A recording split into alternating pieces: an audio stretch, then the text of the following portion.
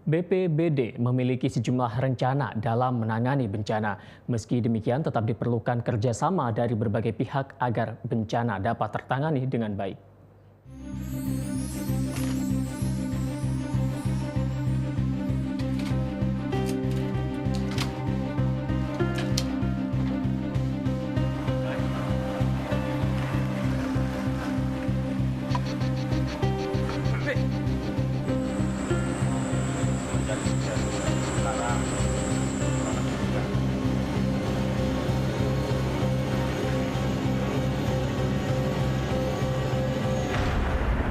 Provinsi Jawa Tengah adalah salah satu provinsi yang memiliki daerah rawan bencana cukup banyak.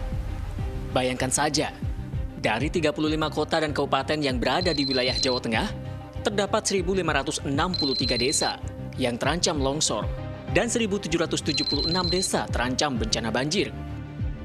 Dengan data tersebut, maka jangan heran jika Provinsi Jawa Tengah sering disebut sebagai supermarket bencana. Hingga pertengahan bulan November 2015, setidaknya 781 bencana telah terjadi di Jawa Tengah. Sejumlah bencana diprediksi akan terjadi, menyusul perakiraan BMKG yang menyatakan awal musim hujan dimulai pada bulan November ini.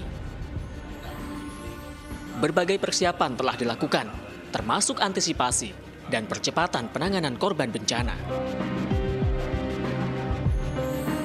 Langkah dan antisipasi yang pertama adalah telah dilakukan rapat koordinasi yang dipimpin langsung oleh Bapak Gubernur Ganjar Pranowo dan dihadiri oleh Deputi 2 Penanganan Darurat BNPB pada tanggal 9 November 2015 bertempat di BPBD Provinsi Jawa Tengah.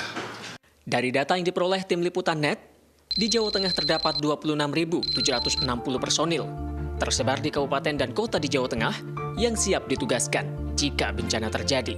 Dari jumlah tersebut terdiri dari 12.742 relawan, 1.795 dokter, 38 psikolog, 6.065 perawat, dan 5.720 orang bidan.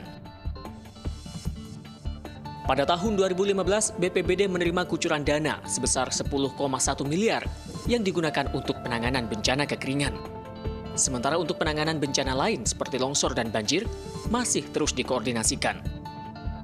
Itu masih dalam proses rapat koordinasi dan nanti akan disesuaikan dengan ajuan-ajuan kebutuhan nyata di lapangan oleh pemerintah kabupaten kota. Penanganan di musim kemarau dengan proyek kekeringan tadi dan penanganan musim banjir dan longsor. Proses pengucuran dana penanggulangan bencana ini pun memiliki prosedur khusus. Pemerintah daerah harus menetapkan status siaga darurat terlebih dahulu, baru dana tersebut dapat dikucurkan. Jadi setiap penanganan bencana harus yang pertama dan utama adalah pemerintah kabupaten kota.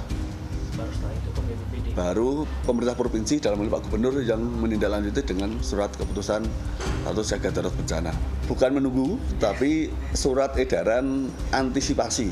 Ya, selanjutnya, karena gini, terjadi bencana di kabupaten kota tidak sama. Ada yang kabupaten yang spesifik rawan banjir, tapi ada juga yang longsor seperti Banjarnegara, Karanganyar, Kebumen, Wonosobo, dan lain sebagainya. Itu kan termasuk daerah-daerah yang rawan longsor. Nah, ini tentu mereka akan membedakan tentang status yang ada. Dalam upaya antisipasi maupun penanganan bencana, dibutuhkan kerjasama dari berbagai pihak. Masyarakat, relawan hingga kepala daerah harus bersama-sama, sehingga dampak bencana dapat tertangani dengan baik. Tim Liputan melaporkan untuk NET.